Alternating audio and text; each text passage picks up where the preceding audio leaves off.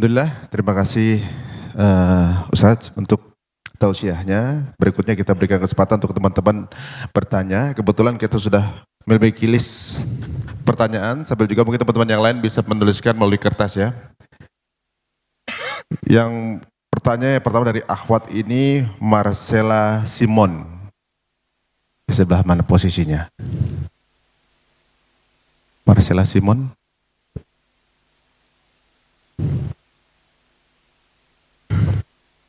Nah,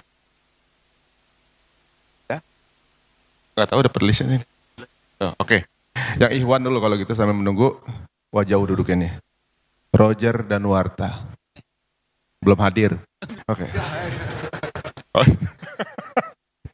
Silakan Roger. Assalamualaikum warahmatullahi wabarakatuh. Waalaikumsalam warahmatullahi wabarakatuh. Senang sekali kesempatan bisa bertemu dengan guru besar Ustadz Abdul Somad. Barakallah. Saya baru saja menikah. Saya berharap bisa mendapatkan nasihat sedikit mengenai pernikahan, baik yang baru menikah maupun teman-teman yang sudah lama menikah. Sedikit nasihat mungkin Ustadz. Terima kasih. Pertama saya ucapkan barakallahu lakuma wa baraka alaikuma wa jama'a bainakuma fi khair.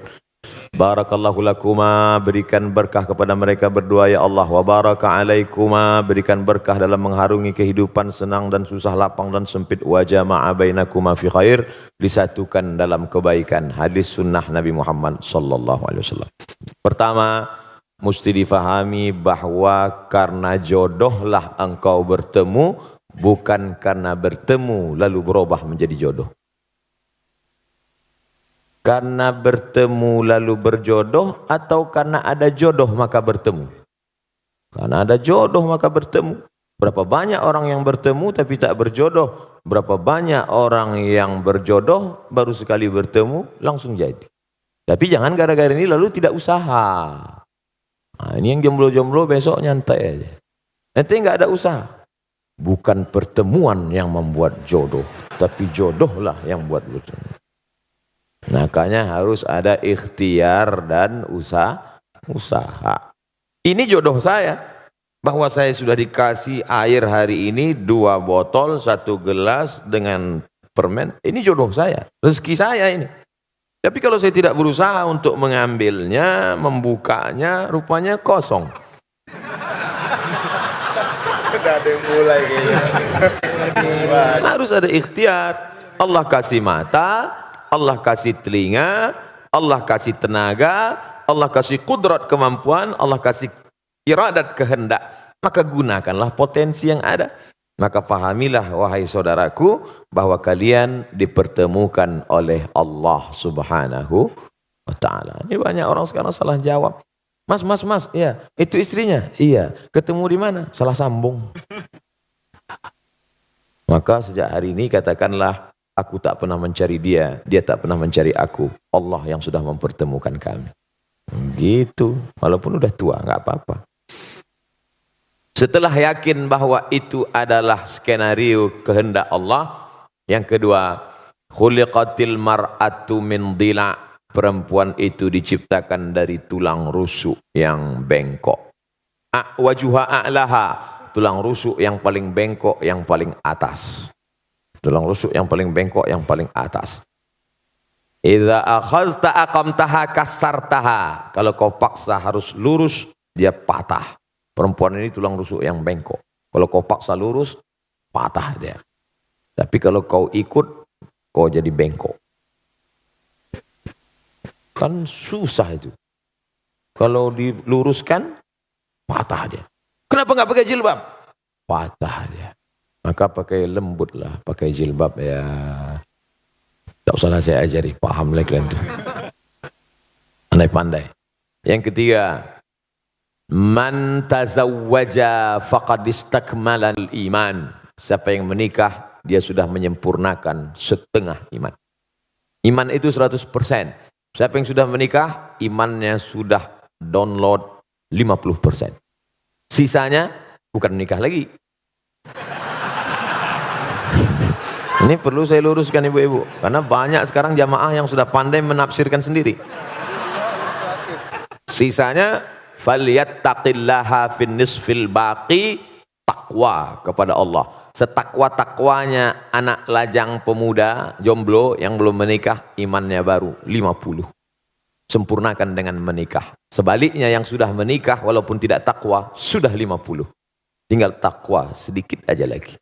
Oleh sebab itu maka bersyukur kita, sahabat-sahabat kita. Mudah-mudahan yang belum berjodoh ditemukan Allah jodoh. Yang bilang amin yang belum nikah aja.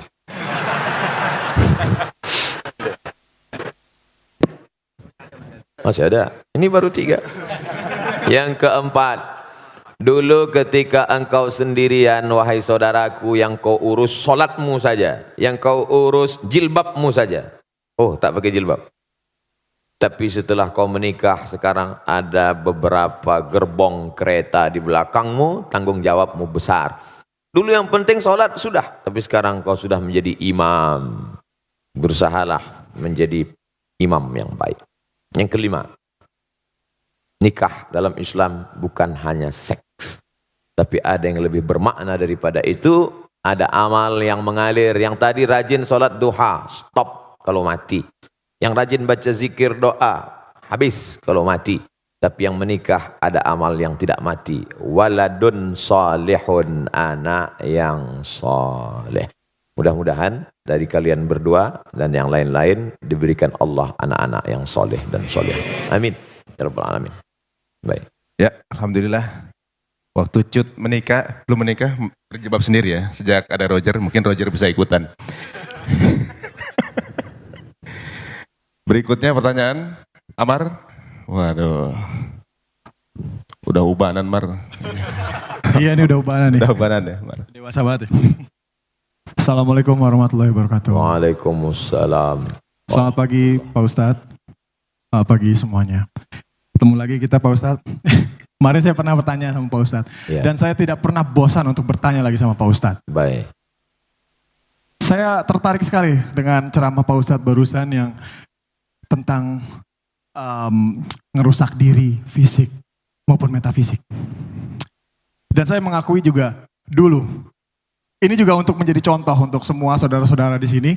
Saya mengakui kalau saya tidak berdaya dengan adiksi saya. Waktu itu saya belum pernah melihat, mendengar, dan salah pergaulan. Hingga saya tiba-tiba ditarik oleh pihak yang berwenang.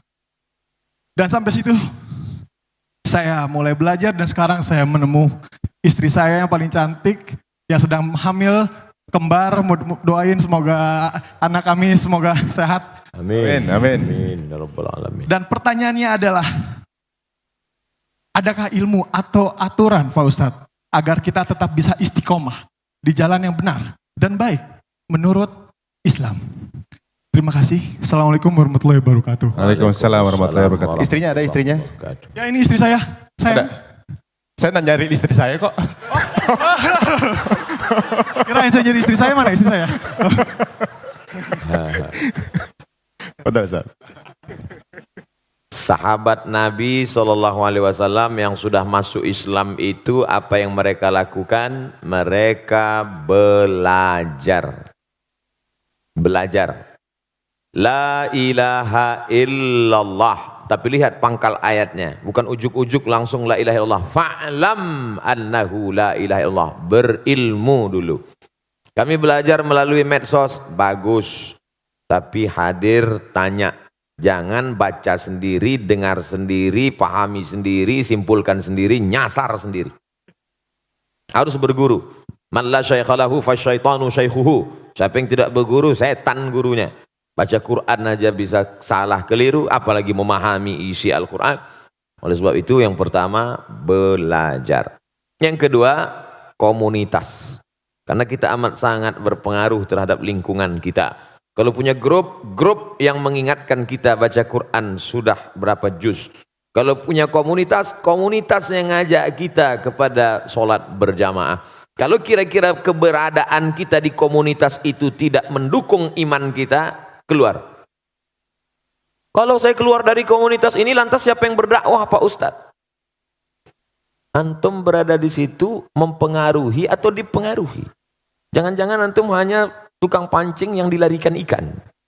Menyangka akan bisa memancing ikan, rupanya ikan yang tertangkap ikan paus.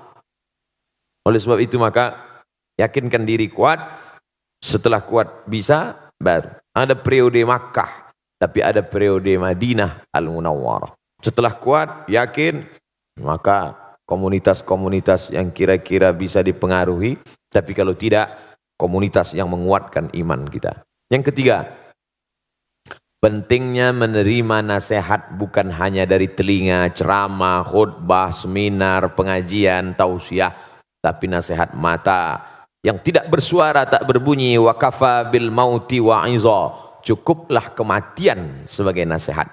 Makanya kalau ada orang meninggal datang, syukur-syukur bisa ikut gali kuburnya, ikut masuk ke dalam. Man syahidal janazata, siapa yang menyaksikan jenazah hatta tusalla alaiha, sampai solat jenazah, dapat pahala balasan qirat, 1 qirat. Wa man syahidal janazata hatta tudfan, siapa yang menyaksikan solat jenazah ikut sampai ke pemakaman, lahu qiratan, dapat 2 qirat. Sahabat bertanya, wa mal qiratan ya Rasulullah, apa 2 qirat itu wahai Rasulullah? Rasulullah menjawab, mithlul jabalainil azimaini, seperti 2 gunung bukit yang pahala besar. Apa hikmah di balik itu? Melihat nasihat dengan mata. Kalau dilaksanakan ini insya Allah masuk yang keempat, jangan lupa mohon doa. Makanya selesai pertemuan berdoa. Selesai, Ustaz doakan saya, doakan juga saya. Ustaz mohon doanya, doakan juga saya. Saya tak pernah berhenti mengucapkan itu. Karena kita tak tahu entah dari mulut yang mana doa itu menembus pintu-pintu langit. Boleh jadi kita merasa kita hebat, kita berilmu, tapi hati kita kotor. Ada dia yang bukan ustaz, bukan siapa-siapa, baru saja tobat, bersih hatinya sebersih-bersihnya. Lalu dari hati itu terpancar doa, dari doa itulah dikabulkan Allah. Makanya selalu saya katakan, doakan Ustaz Abdul Somad, doa dalam keadaan mati, husnul khatimah. Jangan sekarang, kita masih ada jadwal lagi.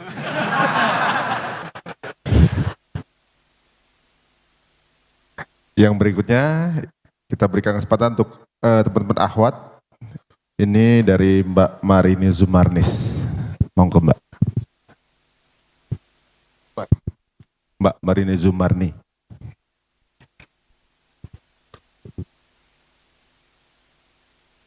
Pakai S. Assalamualaikum warahmatullahi wabarakatuh. Waalaikumsalam. Pak Ustadz, saya mau menanya. Saya kan sudah menikah udah hampir 21 tahun.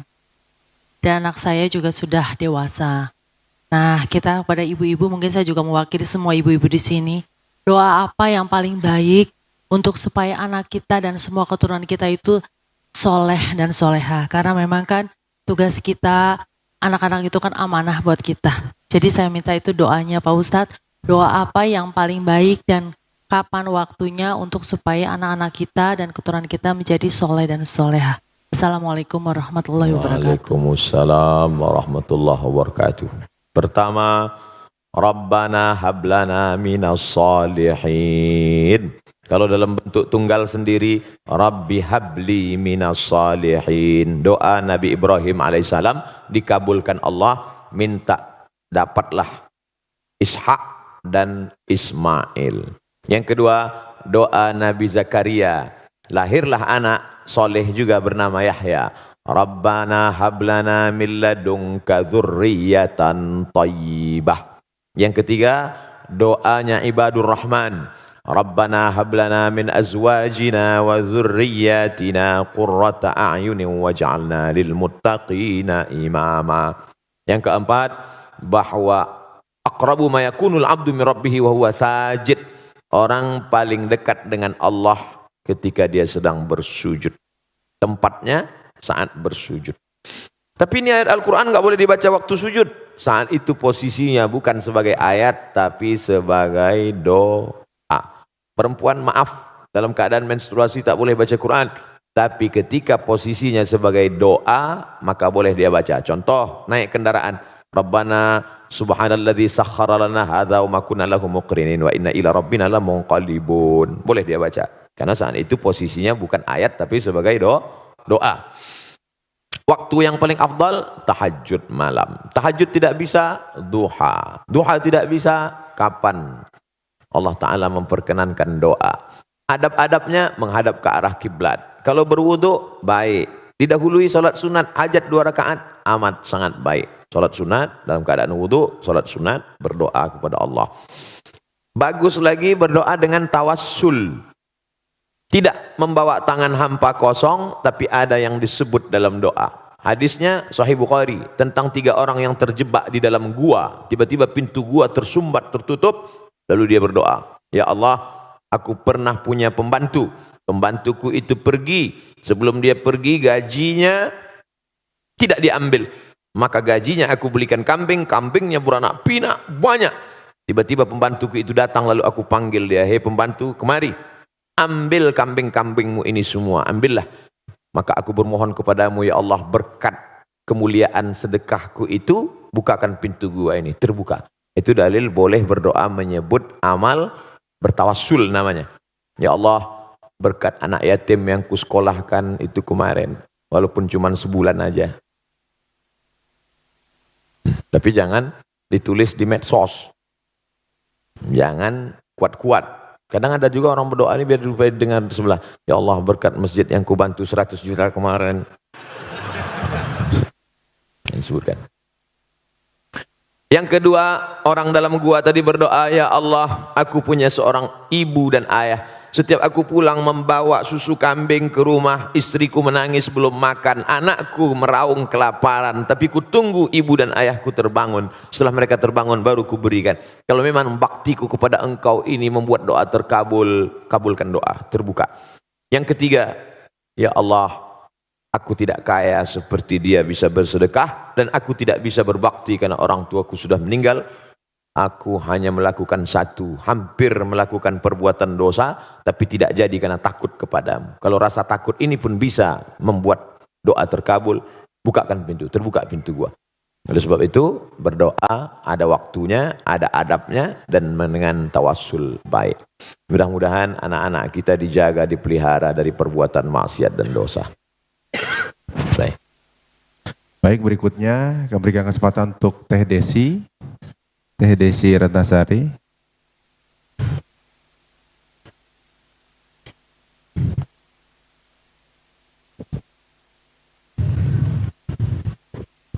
Bismillahirrahmanirrahim. Assalamualaikum warahmatullahi wabarakatuh. Waalaikumsalam warahmatullahi wabarakatuh. Saya ingin menanyakan hal materi yang tadi Ustadz sampaikan. Ustadz tadi menyampaikan terkait dengan ada bagian tubuh kita yang kita bisa rasa, kita lihat, badan, dan juga ruh. Yang ingin saya tanyakan adalah konsep ruh.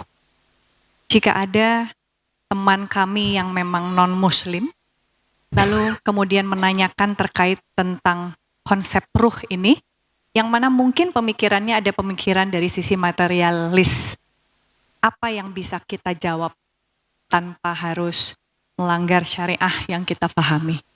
Itu saja Ustadz, terima kasih. Assalamualaikum warahmatullahi wabarakatuh. Waalaikumsalam warahmatullahi wabarakatuh. Hampir semua agama meyakini adanya ruh. Makanya orang barat yang berfilsafat materialisme sekalipun, tetap ketika terjadi kecelakaan di laut, di udara, mereka tetap menyebut SOS, save our soul. Selamatkan ruh, selamatkan jiwa kami. Dan kita sebagai orang Indonesia, walaupun ada non-muslim, sepakat itu. Maka dia katakan, bangunlah jiwanya, bangunlah badan. Bangunlah jiwanya, bangunlah badannya. Kalau ada agama di Indonesia yang tidak percaya ada roh, maka saat nyanyi itu dia diam aja. Bangunlah, bangunlah badannya. Karena yang dia lihat hanya badan. Jadi hampir semua meyakini ada roh, bahwa nanti kita akan mati, ruh kita akan diadili. Perbedaannya hanya pada konsep Allah, bahwa kita meyakini qul huwallahu ahad, esa tunggal tak berbilang, Allahu samad, meminta hanya kepada dia saja, tak boleh minta kepada yang lain. Lam yalid, dia tidak beranak, walam yulad, dia tidak diperanakkan. dipejam mata, nampak bayang-bayang hitam, kuning, hijau, terlintas macam-macam gambar. Itukah dia? Ma khatara bibalik fallahu laisa kadzalik. Apa yang terlintas di pikiranmu maka itu bukanlah Tuhan. Apa yang terlintas dalam kepalamu maka Allah tidak seperti itu. Karena Allah itu adalah wa yakulahu kufuwan ahad. Tak ada satupun yang setara dengan dia. Insya Allah dengan orang di Indonesia selesai, walaupun non muslim, karena mereka percaya kepada roh. Bagaimana dengan kawan yang bukan orang Indonesia, atau orang Indonesia tapi terkontaminasi kepalanya dengan aliran ateis? Di Indonesia orang ateis tidak punya tempat, karena sila pertama Pancasila ketuhanan yang Maha Esa. Tapi ketika nanti ketemu dengan orang yang tak percaya pada Tuhan, mana itu Tuhan? Kalau memang ada Tuhan itu mana? Mana dia? Saya mau lihat Tuhan itu. Itu pertanyaan tertua dalam surat Al-Baqarah ketika Bani Israel yang dibawa oleh Nabi Musa menyeberang dari Mesir menuju Palestina. Orang Mesir, orang Israel minta kepada Musa. Apa kata mereka? Ya Musa lan nu'mina laka hatta narallaha jahrah. Kami tidak mau percaya kepadamu sebelum kami melihat Tuhan itu nyata di depan mata kami. Mana Tuhan itu Musa? Maka nanti kalau teman-teman ada orang nantang gitu, mana Tuhan itu? Habis itu tempeleng dia langsung. Oh, paham. Habis itu tanya, ente marah ya? Iya, mana marah itu? Bisa kita tunjukkan, ini loh marah itu. Tak ada. Marah, benci, rindu, cinta, rasa, tak ada. Maka setiap orang yang ingin mengungkapkan rasa dengan kata-kata, kata terlalu miskin untuk mewakili rasa. Semua kata yang diungkapkan untuk mewakili rasa yang tak kelihatan itu, semua kata itu dusta. Contohnya, ini yang baru-baru kenal lalu ingin nikah, perempuannya nggak mau diajak nikah. Apa kata si laki-laki? Kan ku nanti kau 1000 tahun lamanya. Bohong. 1000 tahun. 40 aja udah kena diabetes. Oleh sebab itu ini bicara tentang ada rasa. Ketika Imam Abu Hanifah, namanya Nu'man bin Thabit, nama populernya Imam Hanafi, bertemu dengan ateis yang tak bertuhan. Hanafi, kalau memang Tuhan itu ada, mana dia? Imam Hanafi berkata, kebetulan mereka bicara di tepi laut. Engkau pergi ke tengah laut naik kapal kayu, sampai di tengah laut terombang-ambing, dipukul ombak, dihempas gelombang, kakimu tidak injak ke bawah, tanganmu tidak menggapai apa-apa, tepian tidak kelihatan, dan engkau hanya berpegang pada satu kayu pecahan kapal. Apakah dalam hatimu ada merasa di sana ada kekuatan yang maha besar? Ya, itulah Allah. Hanya saja kau tak tahu siapa namanya. Datang Muhammad sallallahu alaihi wasallam mengasih tahu bahwa nama dia. Siapa dia? Allahu la ilaha illa huwal hayyul qayyum. Apakah dia mengantuk kalau tidur malam? La ta'khudhuhu sinatun wala naum. Apa harta punya dia? Tuhan itu kaya. Lahu ma fis samawati wa ma fil ard. Selain daripada dia ada yang bisa ngasih pertolongan? Man dzalladzi yashfa'u indahu illa bi idznih. Tahu tak dia apa yang ada terbersit dalam hati saya? Ya'lamu ma baina aydihim wa ma khalfahum wa la yuhituna bi syai'in min ilmihi illa bima syaa'. Bagaimana kekuasaan dia? Apakah dari Sabang sampai Merauke? Wasi'a kursiyyuhus samawati wal ard.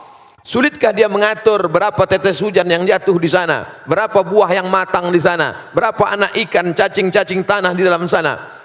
Man dzalladzi yashfa'u illa bi'idznihi ya'lamu ma baina aydihim wa ma khalfahum wa la ya'uduhu hifdzuhuma. Tak ada berat bagi dia untuk menjaga langit dan bumi. Wa la ya'uduhu hifdzuhuma wa huwal 'aliyyul 'azim. Itu makanya kalau ayat kursi itu dibaca, kuat iman kita, setan lari. Bukan mantra abim salabim abakadabra. Ustaz, saya baca ayat kursi kok setannya enggak lari.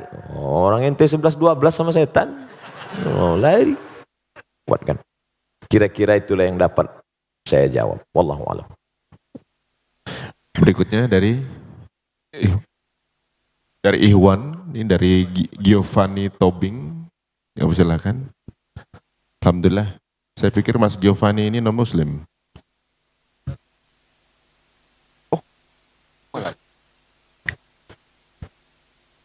Silakan Mas Giovanni. Oh, lagi di toilet.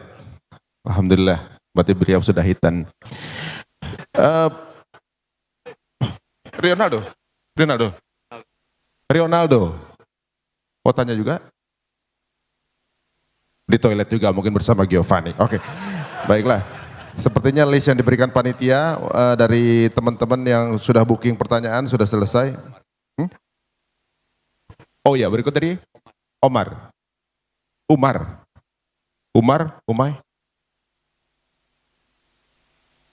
Mita, itu Ustadz loh. Oh, Kang Omar Dani, mangga. Sudah, aman. Oke, oh, aman. Ada lagi mau bertanya dari Iwan? Oh, Mas Alvin Adam. Padahal. Assalamualaikum warahmatullahi wabarakatuh, Ustaz. Waalaikumsalam. Kenalkan saya Alvin. Tadi saya dengar Ustaz bilang bahwa yang benar, yang tahu benar dan salah itu cuma Allah Subhanahu wa Ta'ala. Di kajian tadi.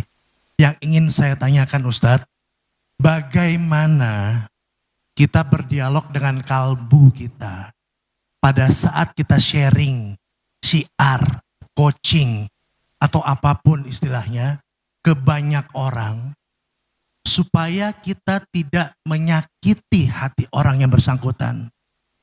Ini terjadi karena saya besar dari keluarga yang majemuk Ustadz, pluralisme banget, terus terang. Jadi agak sulit bagi saya untuk mencoba. Di satu sisi saya yakin bahwa apapun yang disampaikan yang ada di Al-Quran pasti betul. Tapi bagaimana saya berdialog dengan saudara-saudara lain saya yang tidak seiman, supaya saya tidak menyakiti mereka, tapi saya betul tidak mengurangi ketakwaan saya pada Allah Subhanahu wa Ta'ala. Baik. Itu Ustaz. Assalamualaikum warahmatullahi wabarakatuh. Waalaikumsalam warahmatullahi wabarakatuh. Nanti Giovanni kebetulan juga balik. Jadi bertanya Gio? Sekalian? Oke, boleh. Berarti sekaligus dijawab dua, gak apa-apa Ustaz. Ana jawab dulu. Ya, jawab ini dulu. Oh, takut lupa. Mas Alvin. Ya. Baik. Saya jawab satu-satu. Saya takut lupa. Mas Alvin yang berkehidupan majmuk dalam keluarga, setelah pulang pengajian lalu memanggil keluarga-keluarga yang non-muslim, duduk sini semua. Setelah duduk lalu disampaikan, Inna dina indallahil Islam. Agama di sisi Allah adalah Islam. Wa man yabtaghi ghairal islami dina. Siapa yang mencari agama selain dari Islam, falan yuqbala minhu, maka dia tidak diterima. Wa huwa fil akhirati minal khasirin. Di akhirat neraka jahanam tempatnya. Kira-kira apa yang terjadi? Selama nggak diupload gak apa-apa. Pertanyaannya, apakah yang disampaikan tadi benar? Benar. Ini kita bukan bicara masalah kebenaran tidak kebenaran, tapi dalam Islam diajarkan ud'u ila sabili rabbik, ajak orang ke jalan Allah bil hikmah wal mau'izatil hasanah, suri tauladan yang baik, santun, kelembutan. Saya cerita, ada seorang imam dari kalangan tabi'in, Nabi Muhammad SAW, di bawah Nabi sahabat Nabi, di bawah sahabat Nabi tabi'in. Orang yang ketemu dengan Nabi sahabat, yang ketemu dengan sahabat namanya tabi'in. Nama tabi'in ini Al-Imam Al-Hasan Al-Basri, meninggal tahun 110 Hijrah di kota Basrah, Irak. Dia rumahnya di tepi bukit sehingga tetangganya di atas, dia di bawah. Suatu ketika dia sakit, tidak keluar rumah, tetangganya turun dari atas, non muslim, menjenguk ke rumahnya, dilihat di ruang tamu, mana Hasan Basri?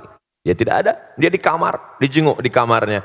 Hai Imam Hasan Al-Basri, ya apa kabarmu? Aku sakit. Itu di pojok rumahmu ada ember, iya. Apa itu ember? Menampung air dari atas. Air apa? Aku tidak tahu, aku tampung saja. Kalau tidak salah itu air WC ku. Air WC si non-muslim jatuh menetes ke bawah. Lalu kemudian dia bertanya, berapa lama sudah kau menahankan air menetes ini? Ishruna sanah, 20 tahun. Ajaran apa yang mengajarkanmu seperti ini, wahai Hasan Basri? Saksikanlah wahai Hasan Basri, asyhadu an la ilaha illallah wa asyhadu anna Muhammadan Rasulullah. Tersentuh hatinya karena akhlak dan kelembutan. Berapa banyak orang tua yang dulu kehilangan anaknya ketika orang tua itu masih satu keyakinan dengan dia. Tak pernah datang, mabuk narkoba. Tapi ketika sudah masuk Islam, membawa makanan, menyentuh kebaikan, memeluk ciumnya. Karena Islam tak melarang putus hubungan walaupun beda agama. Akhirnya orang tua itu tersentuh berkata, dulu kusangka kalau anakku pindah agama dia akan hilang. Tapi justru sekarang kau makin dekat dengan aku, saksikanlah nak, asyhadu an la ilaha illallah wa asyhadu anna Rasulullah. Tapi sayangnya itu hanya di sinetron aja. Kita mau tunjukkan real dan nyata. Oleh sebab itu maka sentuhlah dia dengan akhlak Islam. Karena Allah Subhanahu wa taala tidak pernah memuji Nabi Muhammad sallallahu alaihi wasallam. Ai Muhammad yang tahajudnya sampai kakinya bengkak. Ai Muhammad. Enggak. Tapi apa bunyi ayatnya? Wa innaka la'ala khuluqin azim. Sesungguhnya engkau wahai Muhammad sallallahu alaihi wasallam berakhlak mulia. Akhlakul karimah. Makanya Nabi itu datang apa kata dia? Innama bu'istu liutammima makarimal akhlak. Aku datang untuk menyempurnakan akhlak. Anak Abu Bakar namanya Asma. Asma ini satu ayah dengan Aisyah istri Nabi, tapi lain ibu. Ibunya non muslim. Setelah Asma pindah dari kota Makkah ke kota Madinah, ibunya rindu datang ingin menemui Asma. Asma takut bertemu ibunya karena non muslim. Akhirnya melapor ke Nabi, ya Rasulullah, ya ummi qadimat, ibu saya datang. Afa asiluha, ibu saya datang jauh dari kota Makkah tapi saya takut menemuinya karena akidahnya berbeda. Bolehkah saya silaturahim dengan dia? Kata Nabi, apakah Nabi menjawab, ini pedang pancung kepala makmu. Kata Nabi, siliha, silakan sambung silaturahim. Afa u'tiha, boleh aku beri dia hadiah? Apa kata Nabi? I'tiha, beri dia hadiah. Berdasarkan hadis ini, kata Syekh Atiyah Saqar, Mufti Al-Azhar Mesir, boleh memberi daging kurban kepada non-muslim dengan syarat kurban sunat, bukan kurban wajib. Zakat tak boleh, karena wajib untuk umat Islam. Kurban wajib, kurban nazar tak boleh. Kalau nanti saya punya anak, saya bernazar mau kurban ya Allah, tapi kalau enggak punya anak, sampai mati enggak mau kurban, itu enggak boleh. Kurban sunat boleh. Jadi saudara saya Mas Alvin, maka tunjukkan saja dengan perilaku, dengan kelembutan, dengan akhlak, tahadu tahabu, saling berbagi hadiah, maka kau akan berkasih sayang. Bersalaman, menghilangkan kedengkian, kemarahan, kelembutan, maka insya Allah, tapi tetap dengan berpegang ada aturan-aturan. Kehidupan sosial tak masalah, tapi kalau sudah terkait dengan akidah harus tegas. Wala ana abidum ma'abadtum wala antum abiduna ma'abud lakum dinukum waliyadin. Wallahu a'lam. Ya, berikutnya pertanyaan dari Mas Gio. Jadi Mas Gio? Oke, siap. Jadi silakan Mas Gio. Assalamualaikum warahmatullahi wabarakatuh. Waalaikumsalam warahmatullahi wabarakatuh. Alhamdulillah doa saya diijabah. Udah lama pengen nanya sama Pak Ustadz. Akhirnya hari ini, hari pertama saya ikut pengajian musyawarah, langsung dapat kesempatan untuk bertanya. Alhamdulillah. Saya seorang mualaf. Saya memeluk Islam setelah saya menikah. Dan saya merasa Islam suatu agama yang luar biasa. Waktu sebelum saya memeluk agama Islam, saya ke gereja pun setahun sekali udah syukur. Tapi saya bertransformasi menjadi seseorang yang berusaha untuk menjadi lebih baik di Islam sampai bisa sholat 5 waktu, mempelajari yang lain-lain. Pertanyaan saya sama Pak Ustadz adalah, kemarin itu saya udah, anak saya ada tanya sama saya, Dedi kalau surat ini bunyinya apa? Wah, saya mulai nggak tahu nih, ya kan? Nah, saya rasa saya mulai harus belajar banyak mengenai Islam, mengenai surah dan lain sebagainya. Pertanyaan saya yang mungkin ini adalah keresahan hati juga beberapa saudara-saudara kita yang mualaf, Pak Ustadz. Bagaimana kita memilih guru yang benar? Yang pertama. Yang kedua, bagaimana kita tahu kita memilih guru? Caranya memilih guru untuk memadu kita supaya kita tidak berada di jalan yang salah. Dan kalau kita sudah memilih, yang kedua, bagaimana kita tahu kalau guru pilihan kita itu benar? Yang ketiga, Saya ada sedikit tahu kalau di dalam Islam itu ada beberapa mazhab.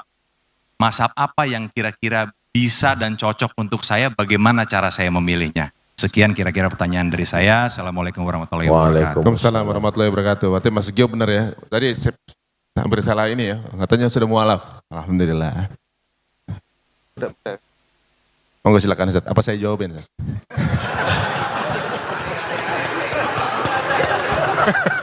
Afwan. Mas Gio, yang catatan amalnya masih bersih, ketika di hadapan Allah mungkin buku catatan dosa saya jauh lebih banyak. Oleh sebab itu jangan lupa doakan saya, doakan kami, doakan kita semua. Pertama, bahwa dalam Islam tidak ada holy man setelah Nabi Muhammad SAW. Tak ada manusia suci yang anti kritik, yang tak boleh diperbaiki, diluruskan. Makanya ketika Umar bin Khattab jadi khalifah, dia menangis. Kenapa? Karena dia sekarang punya jabatan tinggi, dia takut nanti sahabat tidak ada satupun yang bisa meluruskan dia. Tapi kemudian ketika ada sahabat berkata, kalau kau salah wahai Umar bin Khattab, aku yang akan meluruskanmu. Dia peluk, alhamdulillah masih ada hamba Allah yang meluruskan. Abdul Somad, manusia biasa, bisa benar, bisa salah. Main bola ada statuta yang dibuat oleh FIFA, rule of the game, aturan main. Ini outside namanya, ini goal namanya. Maka ketika orang itu keluar dari standar ini, dia tidak benar. Idza ra'aitar rajul, seorang yang diyakini sebagai wali Allah. Kita tahu ada wali songo, manusia yang punya karamah, kemuliaan. Dalam kitab Al-Luma', cahaya-cahaya, ditulis oleh Imam Saraj At-Tusi. Kata seorang guru, ayo kita menjenguk wali Allah. Ini wali Allah hebat, ayo. Sampai di dalam masjid, muridnya nanya, mana wali Allah? Itu yang ada di depan. Masya Allah, wali Allah. Gak berapa lama setelah itu, yang disangka wali Allah tadi meludah di dalam masjid. Kata gurunya, ayo kita tinggalkan, ini wali setan. Kenapa?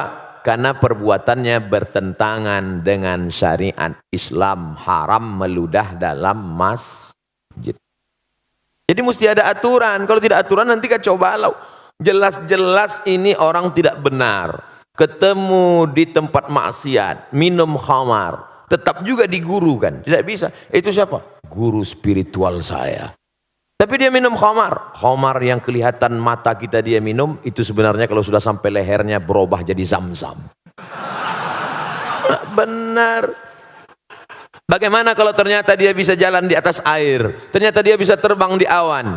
Disebutkan dalam kitab Tambihul Mu'tarrin, peringatan bagi orang yang tertipu. Idza ra'aitar rajul, kalau kau lihat ada orang yatiru fil hawa, bisa terbang di atas awan, yamshi 'alal ma', bisa jalan di atas air, la taghtar, jangan tertipu karena itu, karena setan iblis pun bisa melakukan itu, tapi pandanglah pada istiqomahnya tentang ajaran, perintah dan larangan Allah. Disuruh Allah, dia ikut, dilarang Allah, dia tak buat, ikutilah istiqomahnya. Maka alhamdulillah musyawarah, ada guru-guru yang istiqomah, Ustaz Adi Hidayat, kemudian Ustaz Umar Mita, Ustaz-Ustaz kita yang banyak yang dalam koridor Ahlus Sunnah wal Jamaah. Tanya ke Ustaz Adi Hidayat, beliau punya banyak kader-kader hafal Al-Quran. Ustaz, saya mau belajar Quran dari awal, mau ngaji. Nah, nanti beliau akan kirim guru mengaji supaya kita benar. Jadi dalam Islam aturannya adalah Quran, Sunnah. Tidak sesuai dengan Quran, menyalahi Sunnah, tidak ikut fatwa ulama Ahlus Sunnah wal Jamaah, maka dikeluarkan dari, ada kalanya SP1 sesat, surat peringatan yang salah sedikit sesat, tapi kalau fatal dia bisa menjadi kafir, keluar dari Islam. Na'udzubillah. Ini tentang masalah memilih guru. Standarnya Quran, Sunnah, dan mengikut ulama Ahlus Sunnah wal Jamaah. Berikutnya, mazhab apa yang saya ikut? Saya kasih sampel contoh bersentuhan laki-laki perempuan, wuduknya batal atau tidak batal. Aula mastumun nisa, kamu bersentuhan kulit dengan perempuan, batal atau tak batal? Menurut mazhab Hanafi tidak batal. Karena makna lamastumun nisa bukan sentuhan kulit, tapi maaf jima. Kalau berhubungan kelamin baru batal. Kenapa bunyi ayatnya lamastumun nisa? Al-Quran bukan kitab porno. Maka dia tidak mau sebut. Maka kiasan sentuhan kulit artinya jima baru batal. Kalau sentuhan kulit tidak batal menurut Hanafi. Malik bin Anas, mazhab Maliki, sentuhan kulit kalau bernafsu batal. Kalau enggak nafsu, enggak batal. Mazhab Syafi'i, asalkan sentuhan kulit, mau nafsu, enggak nafsu, tetap batal. Kita sedang berada di antara 3 pilihan. Mau Hanafi, Maliki, atau Syafi'i. Ustadz pilih yang mana? Saya pilih mazhab Syafi'i. Oh, karena Ustadz tidak pernah belajar mazhab Maliki. Saya belajar di Maroko. Maroko 100% mazhab Maliki. Guru-guru saya di Darul Hadis, mazhabnya Maliki. Kenapa Ustadz tetap berpegang pada mazhab Syafi'i? Guru-guru saya sebelum berangkat dulu mazhabnya Syafi'i. Setelah saya pulang ke tengah komunitas masyarakat bermazhab Syafi'i. Dan ada satu analisa saya, ketika saya pakai mazhab Syafi'i, saya lebih tenang dalam kasus ini. Misalnya habis bersentuhan, habis itu saya sholat. Allahu Akbar. Datang setan menggoda. Wudu'mu batal Abdul Somad. Tidak, aku sudah wudu. Tapi andai saya pakai mazhab Maliki, wudu'mu batal Abdul Somad. Tidak. Tadi kamu nafsu. Enggak, ada dikit. Tapi saya tidak menyalahkan mazhab Maliki. Karena ketika saya salahkan mazhab Maliki, berarti saya menyalahkan guru-guru saya dulu. Selama masih dalam ahlus sunnah wal jamaah. Tapi jangan gara-gara ngaji begini lalu semua benar. Kamu kenapa enggak sholat? Mari kita berlapang dada menerima perbedaan. Oh, enggak bisa. Ini antara sesama sholat tapi beda. Maka kata Syekh Yusuf Qardawi, sebenarnya orang awam dia enggak punya mazhab. Mazhabnya adalah mazhab gurunya. Apa mazhab gurunya? Ya itulah mazhab dia. Kebetulan saya berguru kepada guru-guru yang bermazhab Syafi'i. Maka saya ikut mazhab Syafi'i. Andai dulu saya lahir di India, di sana mazhabnya Hanafi, mungkin saya sekarang mazhab Hanafi. Andai saya dulu orang Maroko, mungkin sekarang mazhab Maliki. Tapi kemudian setelah belajar, dalam beberapa tidak secara keseluruhan, tentang bayar zakat pakai uang misalnya. Nah, dalam hal ini pakai mazhab Hanafi. Kalau mazhab Syafi'i mesti pakai beras. Lalu orang miskin dikasih beras numpuk. Akhirnya dia mau beli baju kan tidak mungkin pakai beras barter. Beras itu dijual juga. Akhirnya perlu uang juga. Kenapa nggak langsung aja pakai uang?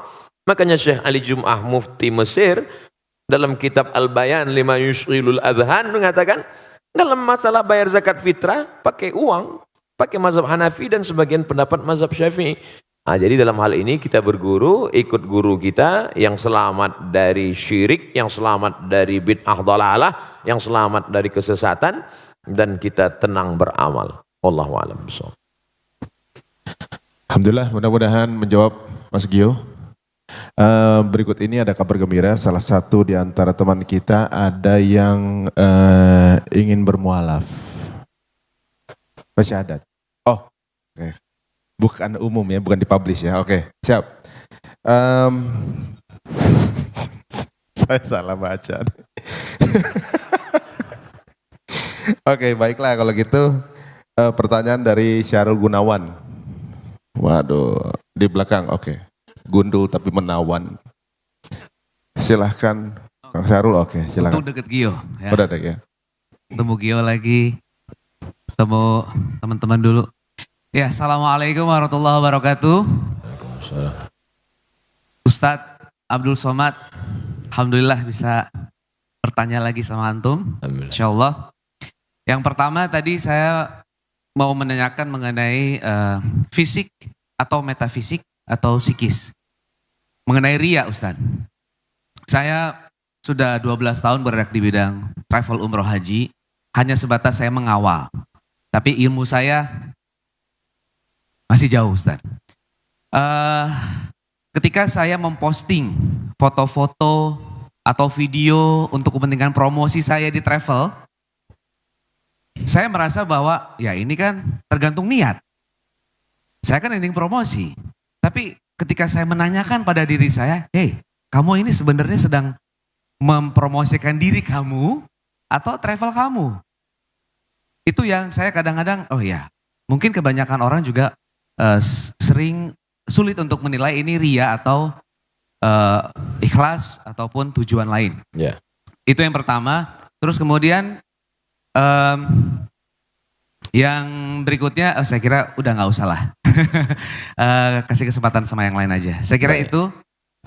Terima kasih banyak. Billahi taufiq wal hidayah. Assalamualaikum warahmatullahi wabarakatuh. Waalaikumsalam Assalamualaikum warahmatullahi wabarakatuh.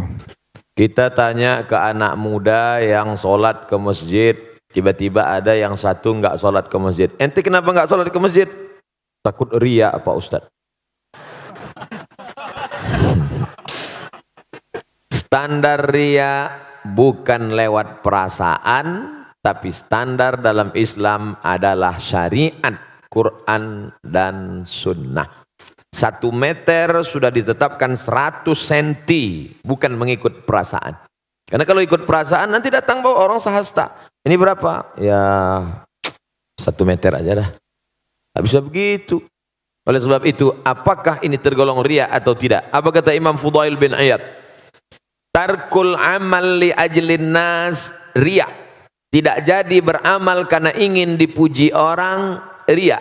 Wal amal li ajlihim syirik. Beramal karena ingin dipuji orang, syirik. Masuk masjid, mau sholat tahiyatul masjid, teman-teman di belakang sudah siap kameranya mau upload. Enggak jadi tahiyatul masjid karena takut dipuji orang, syirik.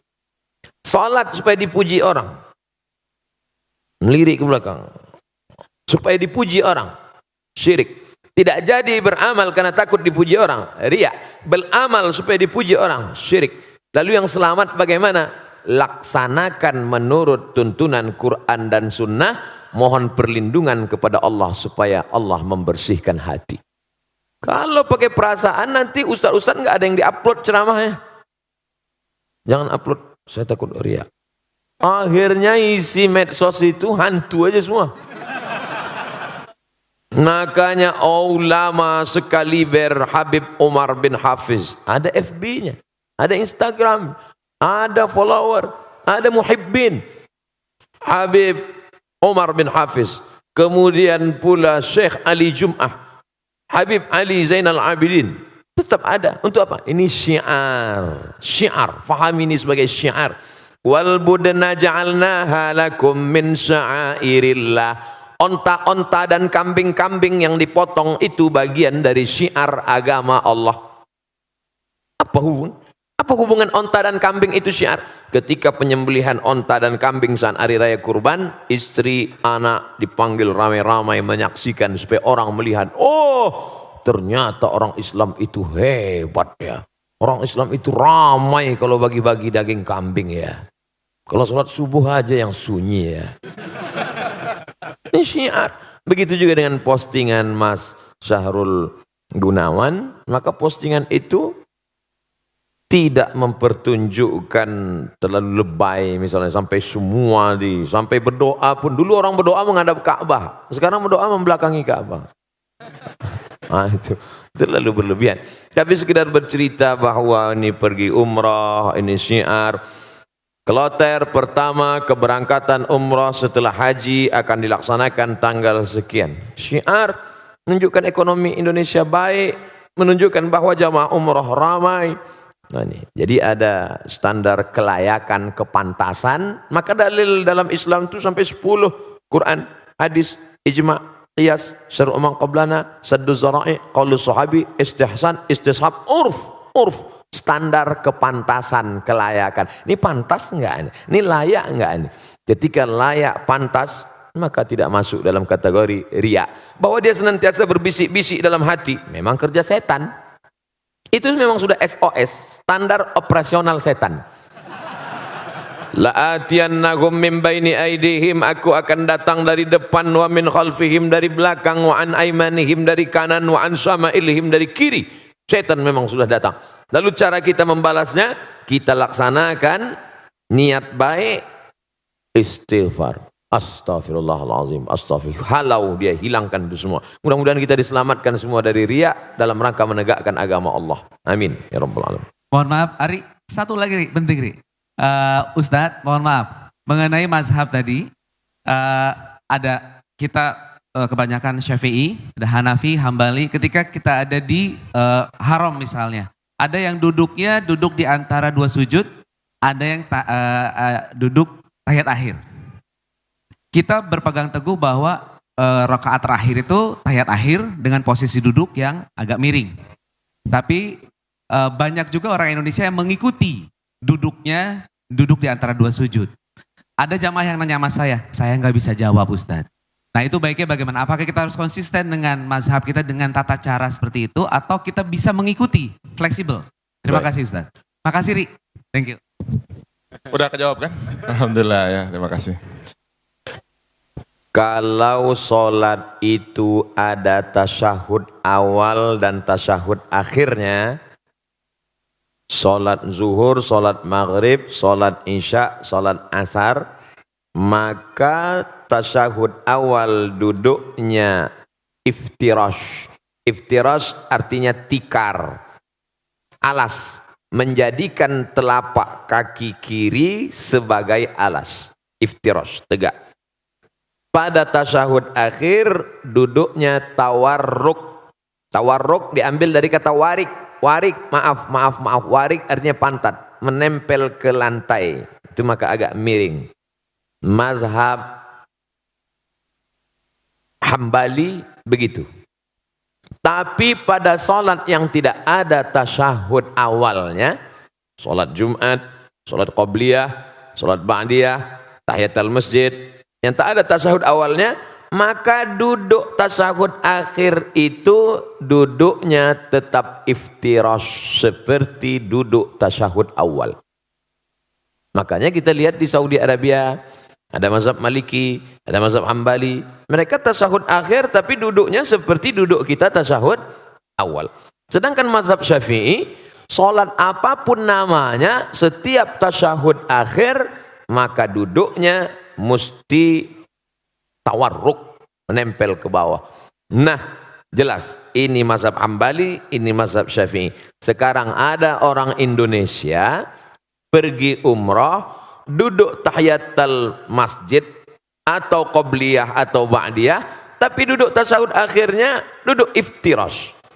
Maka secara fikih, etika fikih keliru. Karena dalam fikih itu mesti sepaket. Kalau mazhab Syafi'i dari awal, mesti Syafi'i juga di ujung. Contoh, kalau dia dari awal itu niatnya di dalam takbiratul ihram, maka sampai salamnya mesti mazhab Syafi'i. Kalau dia campur di dalam itu tidak benar menurut fikih. Tapi sahkah sholatnya? Sholatnya sah. Sama juga seperti orang waktu bismillahnya jahar, sholat subuh, tapi nggak pakai kunut. Itu dia sudah campur dua mazhab. Bismillahirrahmanirrahim. Alhamdulillahi rabbil alamin. Itu mazhab Syafi'i. Mestinya setelah rakaat kedua, Allahumma hdina fi man hadait. Tapi sekarang ada beberapa masjid, bismillahnya Syafi'i, tapi kunutnya malah pindah ke Hambali. Secara etika fikih, dia tidak ngerti fikih. Tapi dia udah sholat subuh aja udah alhamdulillah. Gitu. Sholat subuhnya sah. Nah, jadi kalau dalam satu masalah itu dianjurkan untuk tidak campur-campur mazhab dalam satu masalah. Masalah sholat tadi dari takbiratul ihram sampai salam pakai mazhab Syafi'i. Wallahu a'lam. Ya, mudah-mudahan Bang Syahrul aman. Oke, tinggal kita berangkatin aja umrah bareng nih, musyawarah ya. Amin. Ya, sebelum kita masuk pertanyaan kertas ada satu lagi dari Marcella. Marcella, silakan. Assalamualaikum warahmatullahi wabarakatuh. Waalaikumsalam. Sebelumnya Pak Ustadz, saya masih belajar dan banyak mau cari tahu tentang Islam. Jadi mohon maaf kalau pertanyaannya mungkin standar, cuman ini saya penasaran banget dari dulu. Ini masalah poligami. Kalau, wah ibu-ibu di sini pada langsung gitu. Kalau yang saya tahu, yang saya yakini dari dulu, manusia itu kan diciptakan berpasang-pasangan. Lalu Hawa itu diciptakan dari tulang rusuknya Adam. Nah ini kalau masalahnya poligami, lalu kalau nikahnya sampai 4 itu sisanya yang misalnya namanya Siti, apa Susi, apa Santi itu tulang rusuknya dari mana itu Pak Ustadz? Terus sama kalau memang diperbolehkan asalkan bisa adil katanya gitu ya Pak Ustadz. Ini kalau menurut Al-Quran sendiri adil itu tolak ukurnya seperti apa Pak Ustadz? Karena kan kadang-kadang kalau Rasulullah mungkin kita tahu untuk adil pasti bisa, nggak mungkin nggak gitu kan. Tapi kalau suami yang manusia biasa kadang istrinya aja setiap kali ngeliat mukanya istighfar gitu kan, banyak-banyak istighfar. Terus dia mau poligami itu gimana caranya Pak Ustadz ngomongnya? Baik. Makasih Pak Ustadz. Pertama bahwa hadis tentang khuliqatil mar'atu min dila', perempuan diciptakan dari tulang rusuk bermakna kiasan. Tulang rusuk melindungi jantung atau jantung melindungi tulang rusuk? Tulang rusuk yang melindungi jantung. Perempuan itu tulang rusuk. Laki-laki itu jantung. Maka perempuan yang melindungi laki-laki. Makanya dalam Quran disebut hunna libasul lakum wa antum libasul lahun. Perempuan menjadi pakaian bagi laki-laki, menutupi segala cacat, aib dan kekurangannya. Maka tulang rusuk menjadi pelindung bagi laki-laki. Nah, jadi jangan dipahami tekstual lalu sebelum menikah minta surat catatan dokter berapa yang hilang tulang rusuknya. Nah, saya nggak mau nikah sama kamu, tulang rusukmu hilang 3, berarti bini kau 3 katanya. Ini yang pertama. Yang kedua, Nabi Muhammad SAW menikah dengan Khadijah monogami 25 tahun. Monogami, istri tunggal. Baru poligami sekitar 10 atau 12 tahun. Mana yang lebih lama dalam kehidupan Nabi? Monogami atau poligami? Nampak jawaban serentak. Monogami. 3. Ayat tentang turun. Fankihu ma tabalakum minan nisa'i masna. Nikahilah perempuan 2. Wa thulasa, nikahilah 3. Wa ruba', nikahilah 4. Ayat itu nyuruh nambah atau mengurangi? Mengurangi. Karena dulu orang Makkah istrinya unlimited edition. Maka turun ayat ini untuk menyuruh kurangi. Maka yang saat itu bininya 10, dia pilih-pilih. Setelah fit and proper test, delete 6. Tinggalkan 4. Ayat ini dulu mengurangi, bukan menambah. Yang keempat, bahwa dalam Islam poligami adalah solusi emergency door. Karena ini kalau tidak dibuka pintu sebelah kiri ini, pesawat akan meledak. Nah, makanya ada di satu daerah seorang pergi kondangan, istri tua, istri muda bisa jalan. Maka orang heran, kenapa? Itu kok bisa gitu? Itu istri mudanya itu yang meminangkannya istri tuanya. Ditanya orang, betul ibu minangkan? Iya. Kenapa ibu pinangkan? Daripada aku mati katanya. Ini suamiku ini 300 tenaga kuda ini kata dia. Ini solusi emergency door. Ada di sebagian orang, ada di sebagian tempat. Dan sekarang banyak orang lebih mau, mas kamu mau selingkuh lah. Yang penting seksnya sehat. Oh tak bisa begitu. Dalam Islam ada aturan agama yang menjaga keselamatan. Islam itu datang menjaga 5. Hifzul aqli, menjaga akal. Jangan pakai sabu-sabu narkoba. Hifzul nafs, menjaga diri. Jangan bunuh diri, haram. Hifzuddin, menjaga agama. Jangan kotori akidah. Hifzul mal, menjaga harta. Jangan riba, jangan mencuri, jangan merampok, jangan merampas. Hifzul ard, menjaga kehormatan. Jangan caci maki, olo-olo, ejek. 5 menjaga. Kalau dengan poligami bisa menjaga, lanjutkan. Tapi justru menghancurkan, jangan. Oleh sebab itu maka ini Dia tidak kaku seperti besi, dia seperti karet. Nah, ini yang saya sebutkan ini adalah pertimbangan-pertimbangan bagi yang sudah siap-siap untuk setuju menandatangani materi 6.000. Karena semua laki-laki ini tidak akan bisa menikah tanpa izin istri pertama. Sudah dilindungi oleh Negara Kesatuan Republik Indonesia. Ibu-ibu jangan takut, jangan khawatir. La takhaf, jangan takut. Wala tahzan, jangan sedih. Takbir.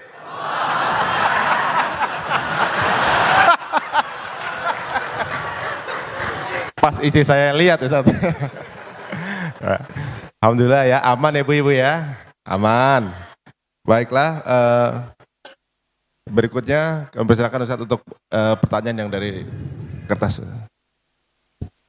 Apa yang dimaksud punuk unta? Sebuah hadis yang diutarakan untuk wanita. Punuk unta salah satu sampel contoh. Tapi banyak hadis lain substansi maknanya adalah, saya sebutkan satu. Ayat Quran bahkan. La yadribna bi arjulihidna, janganlah memukul kaki ke lantai. Dipakai gelang kaki bergemerincing, yadribna bi arjulihidna, dipukulkan kaki ke lantai waktu jalan. Kerincing, kerincing, kerincing, kerincing, kerincing. Satu. Dua. La tabarrujna tabarrujal jahiliyatil ula, jangan bersolek-solek jahiliyah. Tiga. Jangan memakai seperti punuk unta naik ke atas. Dari tiga sampel contoh ini makna substansinya adalah norak. Berlebihan, lebih dari normal, abnormal, supaya diperhatikan orang. Adapun sekedar mengikat rambut, kebetulan rambut dia panjang, maka diikatnya pakai karet gula, diikatnya. Lalu kemudian ketika dia pakai jilbab agak menonjol sedikit, ya nggak apa-apa. Tapi sengaja dipakai tinggi ke atas supaya ketika dia lewat semua wow. Jadi jangan ditangkap sampelnya, tapi yang diambil adalah substansinya. Karena sekarang banyak orang, perempuan, tidak seperti punuk onta, tapi noraknya lebih daripada punuk onta. Pahami ini dengan baik. Tentang masalah gemerincing di lantai, tidak ada lagi. Tentang solek jahiliyah, tidak lagi. Tentang punuk onta, tidak. Dia selamat dari tiga kasus contoh. Tapi substansi noraknya masih bertahan. Maka hukumnya dia tetap kena. Intinya wajar-wajar saja. Kau diperhatikan orang bukan norakmu, tapi karena prestasimu. Kau diperhatikan orang bukan karena make upmu, tapi karena cahaya bekas wudukmu, karena tahajudmu memancar. Ini kan ingin mencari hati orang supaya suka. Padahal hati orang itu punya Allah. Kalau Allah sudah menanamkan cinta ke dalam hatimu, maka hati-hati hamba itu pun ikut cinta kepada engkau. Oleh sebab itu maka raihlah cinta Allah dengan tahajud, raihlah cinta Allah dengan baca Quran dan zikir, bukan dengan yang semu, bukan dengan yang hilang. Karena kita akan capek melelahkan diri sendiri hanya dengan kepalsuan-kepalsuan. Kenapa dia bercahaya wajahnya? Bekas wudhu, Masya Allah. Emang saya tayamum? Artinya kita tetap beramal, berdoa, biarlah orang suka, karena Allah menanamkan suka itu, bukan karena dibuat-buat, karena sesuatu yang dibuat-buat kita akan lelah, capek sendiri. Normal saja, apa adanya. Apa boleh seorang anak naik haji, tapi orang tuanya belum pernah pergi haji? Pulang dari sini, kau ambil kain selendang, kau gendong ibumu dari Jakarta jalan kaki ke kota Makkah. Sampai di Makkah kau tawaf 7 putaran, naik ke Bukit Safa, pergi ke Marwah 7 putaran, tahallul. Maka belum dapat menebus sekali teriakannya saat melahirkanmu. Oleh sebab itu yang punya uang, senangkanlah hati orang tua. Buatlah ibumu seperti raja, maka rezekimu akan seperti raja-raja. Bukan hadis Nabi, saya ketemu di grup WhatsApp. Senangkan orang tua, karena setelah Allah langsung orang tua. Wa qadha rabbuka alla ta'budu illa iyyah. Allah mewajibkan engkau hanya beribadah kepada Allah. Habis Allah, wabil walidaini ihsana. Berbakti kepada orang tua. Kalau masih hidup dia senangkan. Tapi saat tidak beruntung, saat sangat sayang pada ibunya, tapi ibunya sudah meninggal dunia. Saat datang menjumpai Nabi SAW, ya Rasulullah, ummi matat, makku, ibuku, ummi sudah meninggal dunia. Afa atasaddaqu anha, kalau saya bersedekah pahalanya sampai tidak ke almarhumah? Kata Nabi, tasaddaq, sedekahlah wahai Sa'ad. Ayu sadaqatu afdal, apa sedekah yang paling afdal? Kata Nabi, saqiyul ma, memberi air minum. Idzan ahfiruha. Saat itu juga, saat ngobrol dengan Nabi itu, langsung saat pergi menggali sumur, wakafkan untuk almarhumah ibunya. Sudah meninggal dunia. Maka yang masih hidup, esok hari libur, bawakan makanan kesukaannya, belikan pakaian yang paling indah, tunjukkan kertas, mama, sudah kami daftarkan ONH. Alhamdulillah, tapi baru bayar DP 5%. Doakan supaya rezeki kami halal berkah. Saya sudah banyak berjalan, jauh berjalan, banyak dilihat, lama hidup banyak dirasa. Di balik kesuksesan orang-orang besar itu saya lihat, saya perhatikan, rupanya di ruang kamarnya ada gambar ibunya. Rupanya saat dia kata sambutan bercerita tentang ibunya, rata-rata kebesaran orang-orang hebat itu berawal dari doa ibu, ayah juga. Luar biasa. Ummuka ibumu, ummuka ibumu, ummuka ibumu. Saat Nabi ditanya, ayyun nas, man ahaqqun nas bi husni suhbati, siapa orang yang paling layak mendapatkan baktiku? Ummuka. Setelah itu abuka, bapakmu. Oleh sebab itu maka kalau masih hidup dia senangkan. Bisa memberangkatkan dia haji, Allah akan ganti berpuluh-puluh kali kau akan bisa ke tanah suci Makkah Al-Mukarramah, insyaAllah. Ini masih ada satu lagi. Masih ada satu. Tapi menyambung yang dijelaskan Ustaz barusan, ada pertanyaan dari Oki Agustina, bagaimana apakah mendoakan ibu yang sudah meninggal tapi beda agama dibolehkan atau tidak? Nanti doanya katanya nggak sampai. Maka nastighfaru Ibrahimu li abihi illa am mau'idatin wa'adaha iyyah. Nabi Ibrahim memohonkan ampun doa untuk bapaknya Azar yang beda agama itu hanya sekedar janji saja. Karena dia dulu pernah berjanji. Waktu Ibrahim mengajak Azar, nama bapaknya Azar, hai ayahku Azar, sembahlah Allah. Apa kata Azar? La illam tantahi, kalau kau tidak berhenti menceramahi aku, la arjumannaka, akan ku lempar kau pakai batu, wahjurni maliya, tinggalkan aku. Apa kata Ibrahim menjawab? Sa'astaghfirulaka rabbi, aku akan mintakan ampun engkau kepada Allah. Dia sudah janji, dan janji adalah hutang. Falamma tabayyana lahu annahu aduwwul lillah, setelah jelas bagi Ibrahim bahwa bapaknya itu musuh Allah, tak beriman kepada Allah, tabarra'a minhu, dia melepaskan diri, artinya tak dia doakan. Kalau masih hidup boleh didoakan, dalilnya Nabi mendoakan Allahumma hdi qaumi fa innahum la ya'lamun, berikan mereka hidayah karena mereka tak tahu. Tapi kalau sudah meninggal dunia, doanya, kuserahkan hambamu ini kepada engkau ya Allah. Allah maha kuasa untuk berbuat sesuka hatinya. Innama amruhu iza arada syai'an ayakula lahu kun fayakun. Tapi kalau dia masih hidup, jangan pernah berhenti berdoa.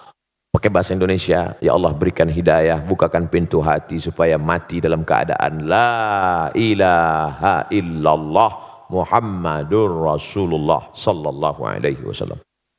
Ini nampaknya udah kartu kuning. Saya baru mu'allab 3 bulan. Alhamdulillah. Antum saudara saya dalam la ilaha illallah. Saudara kandung pun, orang tua kandung pun belum tentu bisa menolong. Tapi saudara saya bisa menolong. Sekarang nggak tinggal dengan orang tua karena pastinya nggak setuju. Di rumah sholat nggak bisa. Ngaji nggak bisa. tinggal di luar ngekos. Apakah ini bisa dibilang durhaka Pak Ustadz? Supaya bisa ngaji, sholat dan lain-lain saya harus tinggal di luar. Pertanyaan ini sepertinya sedang mengajarkan Abdul Somad dan kita semua betapa kita selama ini tak mensyukuri nikmat bisa ngaji, bisa sholat, tapi nggak ngaji dan nggak sholat. Harus ngekos hanya untuk ngaji dan sholat.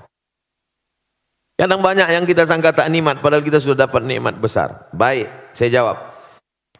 Wa in jahadaka ala an tusyrika bima laisa laka bihi ilmun. Kalau orang tuamu itu memaksamu untuk mempersekutukan aku, kata Allah, fala tuti'huma, jangan kau patuh pada mereka berdua. Ini dalil engkau boleh ngekos, saudaraku. Karena kalau kau tetap di situ, dia akan paksa. Maka kata Allah, fala tuti'huma, jangan kau patuh dengan dia. Tapi ayat itu belum potong, baca ujungnya. Wa sahibhuma fid dunya ma'rufa, tetaplah engkau berinteraksi, berbakti kepada mereka. Kontradiktif. Bagaimana mungkin saya sudah tinggalkan rumah tapi saya tetap silaturahim? Engkau tinggalkan karena niatmu supaya bisa sholat, supaya bisa ngaji, maka ngekos, tapi silaturahim jangan putus. Mama, papa, apa kabar? Sudah makan pagi? Sehat? Mau dia balas caci maki, sumpah serapah, anggap itu bagian cara Allah menghapuskan dosa, cara Allah mengangkat derajat, cara Allah melatih hati. Jangan pernah berhenti. Tiap pagi, tiap hari, doakan dia. Tapi untuk mempertahankan supaya bisa sholat, supaya bisa ngaji. Mudah-mudahan Allah berikan hidayah sehingga sampai masanya nanti. Sulitkah bagi Allah? Tak ada yang sulit. Qalbul mu'min baina asabi'ir rahman. Hati manusia ini di jari jemari Allah. Di jari jemari kuasa kudrat iradat Allah SWT. Insya'a, kalau dia mau dia buat begini, kalau dia mau dia buat begini. Lalu kenapa tidak dia kasih saja hidayah semua Pak Ustadz? Kalau semua dia kasih hidayah, lalu kita dapat apa? Ayyahdiyallahu bika rajulan wahidan. Satu orang dapat hidayah karena mulutmu, karena SMS-mu, karena share-mu, karena statusmu. Khairum min humurin na'am. Lebih baik daripada kau memiliki seekor onta yang merah. Pernah Bapak Ibu kawan-kawan melihat onta warna merah? Onta itu kuning, hitam yang jarang-jarang mandi. Kan ada onta merah. Onta merah, onta yang bulunya kemerahan seperti brown, seperti itu mahogani, adalah onta termahal yang unik. Maka orang yang tak dapat, dia dapat. Boleh jadi Ustadz Somad yang ceramah tak dapat itu, karena Ustadz Somad menceramahi orang yang sudah baik-baik semua. Orang yang sudah ngaji. Setelah yang sudah hijrah, sudah ngaji, kumpul, barulah datang Abdul Somad. Assalamualaikum warahmatullahi. Sementara ada yang dia bukan ustadz, tapi dengan merangkul, sering ngajak, ngaji, akhirnya dapat hidayah. Maka jangan pernah berhenti, tetap ngekos, tetap sampai Allah bukakan pintu hati hidayahnya, insya Allah. Amin. Ya Rabbal Alamin. Ustaz, terakhir Ustaz. Baik. Dari Mas Adrian. Moga Ustaz. Assalamualaikum warahmatullahi wabarakatuh. Waalaikumsalam warahmatullahi. Saya yakin setiap di antara kita tidak ada yang akan memberikan anak-anaknya, istrinya, keluarganya daging babi. Kenapa? Karena babi diharamkan oleh Allah. Tapi tanpa kita sadari masih banyak di antara diri kita, saya atau mungkin saudara-saudara kita yang masih memberikan keluarganya sesuatu yang mengandung riba. Yang jelas dalam Al-Baqarah 275 Allah menghalalkan jual beli sedangkan mengharamkan riba. Ustadz Abdul Somad yang saya sangat cintai, bagaimana untuk meyakinkan diri kita, keluarga kita dalam era zaman saat seperti ini yang sudah penuh dengan materialisme, kapitalisme, supaya kita bisa selamat khususnya dari hal yang diharamkan oleh Allah tersebut. Jazakallah khair Ustaz. Assalamualaikum warahmatullahi wabarakatuh. Waalaikumsalam warahmatullahi wabarakatuh. Mengapa orang terjebak pada riba? Pertama, kita tidak tahu. Yang tidak tahu, kita kasih tahu. Setelah tahu, maka harus berubah. Mengapa orang terjebak pada riba? Karena kebutuhan ekonomi, terdesak. Pilihannya cuma dua. Kalau tidak riba, mati. Maka dalam hal ini berlaku hukum darurat.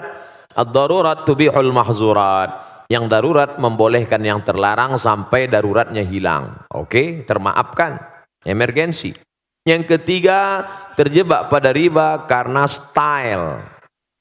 Kalau tidak ngutang, tidak dianggap sebagai orang kaya. Akhirnya terjebak pada kehidupan yang semu dan palsu.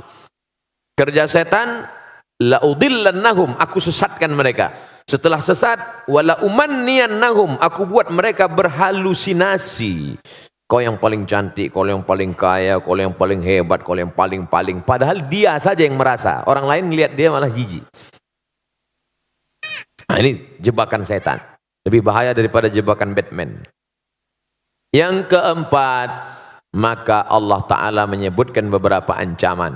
Ancaman pertama, alladzina ya'kuluna riba, orang yang makan riba, la yaqumuna illa kama yaqumul ladzi yatakhabbathu syaitanu minal mas, bangkit dari kubur ketika nanti ditiupkan sangkakala seperti orang yang kerasukan setan. Kata orang Jawa, kesambet. Begitulah nanti bentuk dia di padang mahsyar.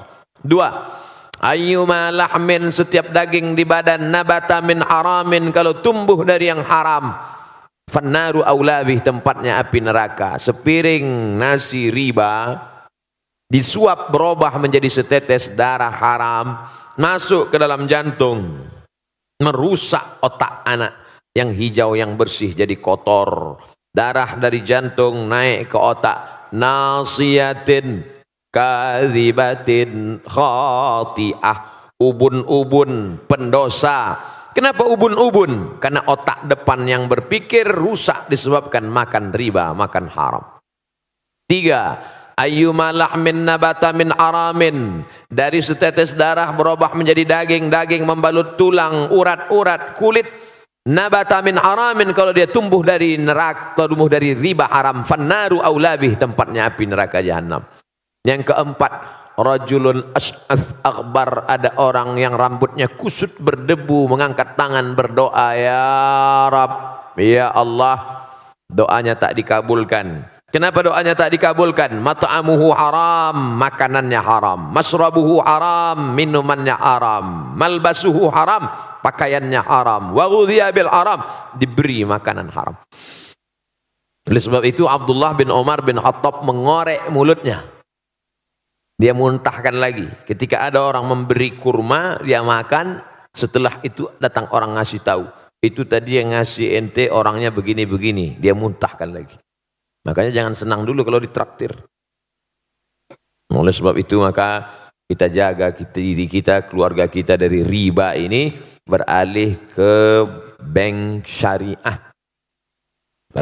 Alihkan tuh tabungan-tabungan bank syariah yang dapat fatwa DSN, Dewan Syariah Nasional. Kita kembangkan ekonomi syariah. Oh, kemarin saya baca buku Pak Ustadz, tidak syariahnya bank syariah, menuju syariah, menuju syariah. Karena kalau langsung ujuk-ujuk ya nggak bisa, berproses. Haramnya khamar aja berproses. Dulu orang musyrik jahiliyah minum khamar sesuka hatinya. Allah tidak langsung haram dah, tapi berproses. La taqrabus shalah, jangan kamu salat wa antum sukara, ketika kamu sedang mabuk. Enggak boleh salat waktu mabuk. Artinya apa? Kalau enggak dalam salat boleh mabuk. Tapi jangan dipakai sekarang. Ini cerita tentang pengharaman khamar dulu. Jadi kalau mau salat zuhur jam 12, mabuk jam 9, ya enggak apa-apa, mabuk aja. Tolong jangan dipotong. Dulu nih ceritanya sebelum pengharaman. Setelah umat Islam mulai menjauhkan khamar, karena ketika itu ada sahabat yang mabuk minum sampai lupa ayat, sambil mabuk salat. Wala ana abidum ma'abadtum wala antum ma'abiduna ma'abud. Wala ana abidum ma'abadtum wala antum ma'abiduna ma'abud. Wala ana abidum ma'abadtum. Maka turun ayat la taqrabus salata wa antum sukara. Jangan kamu salat ketika kamu mabuk hatta ta'lamu ma taqulun, sampai kamu sadar apa yang kamu ucapkan. Artinya umat Islam sudah mulai menjauhi khamar. Setelah jauh baru turun ayat kedua. Yas'alunaka 'anil khamri wal maisir. Kalau mereka bertanya kepadamu tentang khamar dan judi, qul katakan fihima itsmun kabir. Dosanya besar, tapi manfaatnya juga besar. Tetap cerita manfaat, tapi udah mulai agak-agak jauh. Setelah jauh baru turun ayat pamungkas yang ketiga. Innamal khamru, khamar, sabu-sabu, narkoba, wal maisir, judi, wal ansab, menyembelih binatang untuk berhala, wal azlam, mengundi nasib, rijsun, najis, min amali syaitan, perbuatan setan, fajtanibuh, jauhi. Nah, jadi finalnya begitu. Begitu juga tentang proses ini, berdiri bank muamalat, lalu bank-bank konvensional buka cabang divisi syariah, 16 tahun, 15 tahun baru boleh mendirikan sendiri. Beberapa bank daerah, bank Aceh, bank NTB, bank Sumatera Barat, nah ini bank Riau, berubah menjadi bank syariah. Mudah-mudahan semuanya dalam proses, walaupun mungkin kita tidak lagi hidup di atas dunia, tapi anak-anak cucu kita mendapatkan bank syariah ini sehingga murni dari riba, insyaallah. Amin ya rabbal alamin.